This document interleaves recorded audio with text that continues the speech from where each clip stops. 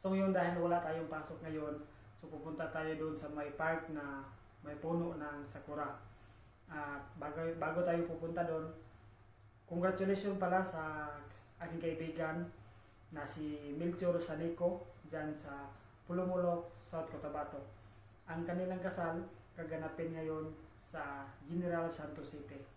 At shout out sa mga Basan family at Sanico family. Yun lang. At ulitin ko, congratulations sa aking kaibigan na si Melchor Sanico. Congratulations! Dati, sa mga comics ko lang ito makikita, sa mga cartoon movie ng Japan movie. So ngayon, hawakan na natin.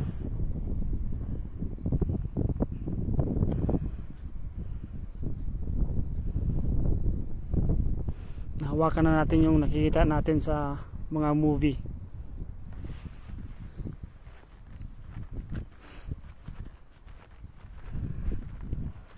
Ito.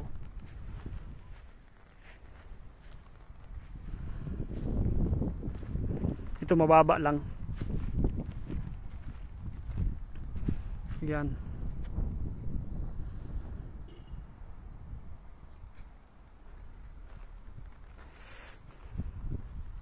Mababa lang siya.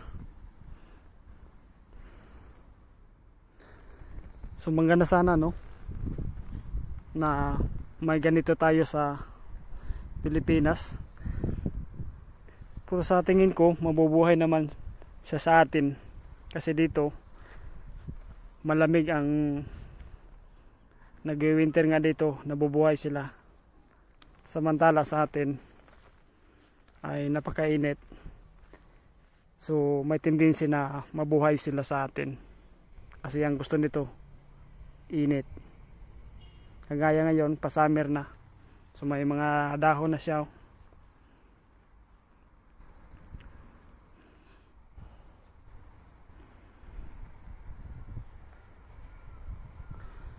So bawal lang dito magdala ng mga seeds nito or yung iwan ko kung paano nila magkaroon ng similya. Pati dito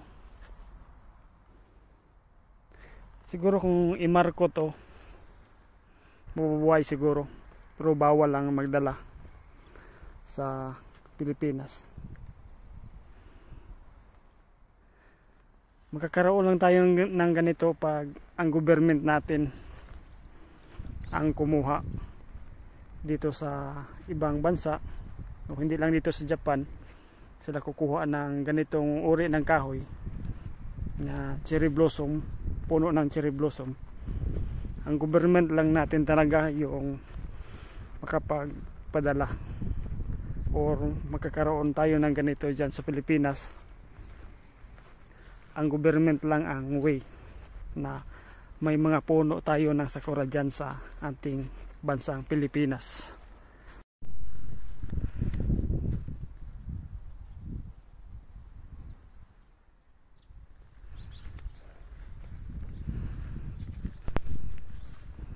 Laglaga ng mga petals.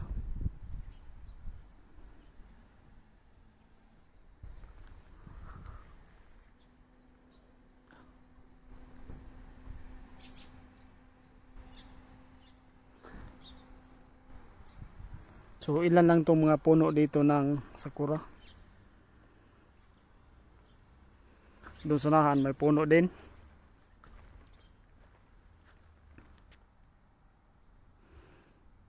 So dito, ito lang yung nakikita ko na mga puno.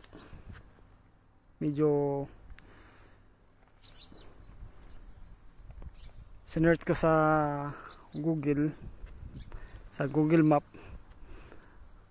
Ang pinakamaraming sakura dito doon sa Tumiya, pero napakalayo.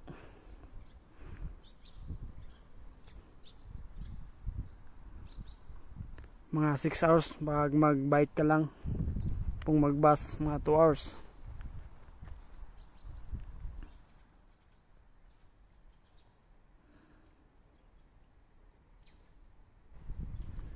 So nagumpisa na siya malaglagan, no.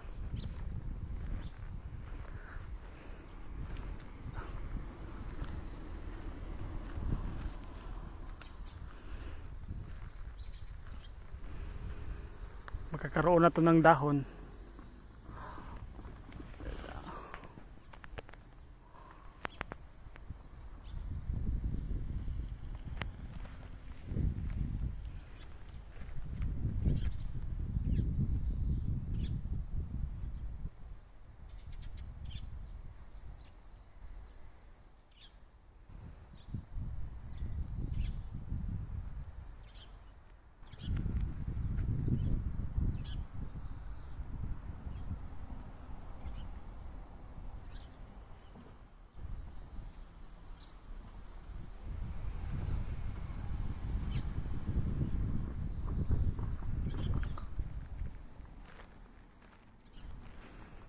Tapos sa gilid, daanan ng train.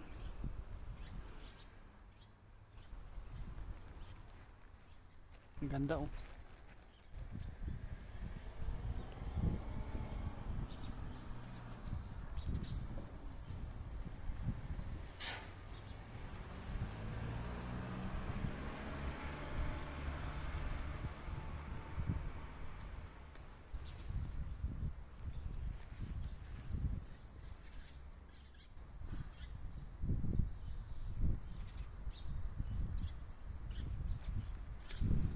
Saka ito yung puno niya.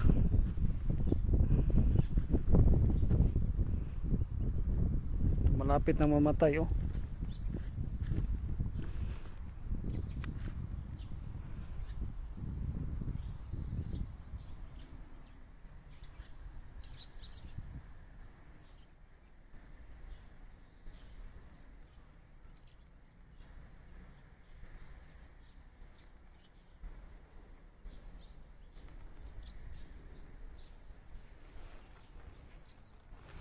Yan, mag-umpisa na magsibol yung dahon.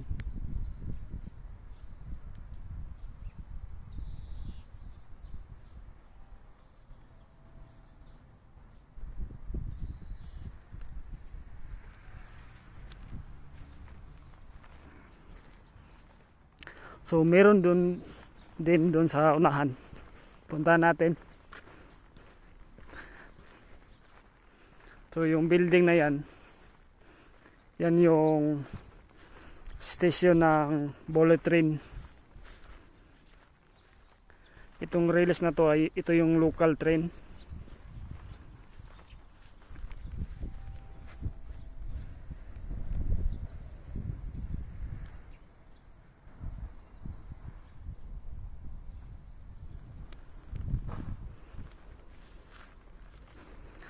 Katapusan ng April, wala na to.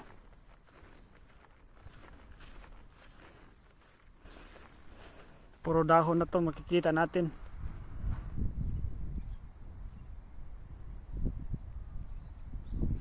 Parang ginawa lang ng tao, no? Parang fake.